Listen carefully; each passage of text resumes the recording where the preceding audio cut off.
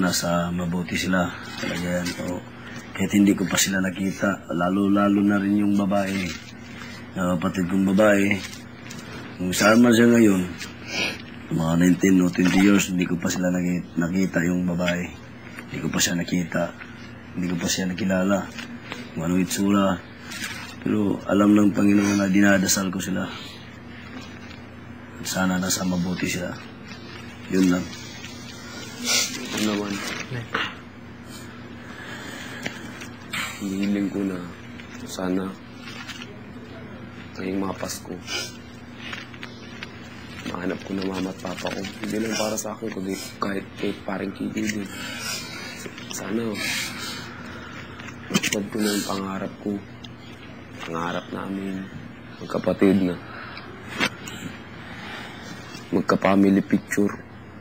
Kahit isang minuto ko lang makapiling mama at papa ko. Kahit pagtapos nun, alis na ako dito, okay lang. At least nabuo na yung buhay ko. Isang minuto. Masayang-masaya na ako dun. At pangalawa, sana lagaan si Lula't Lulo kahit talanganan ang lagay nila nung umalis ako.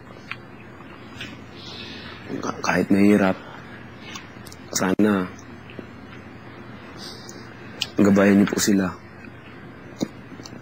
At higit na rin po sa kapatid ko. Yun lang po. At saka po, mahal namin sa buhay at kanya-kanya nilang mga pamilya. Lagaan niyo po sila. Yun lang po, Panginoon ko. Salamat po.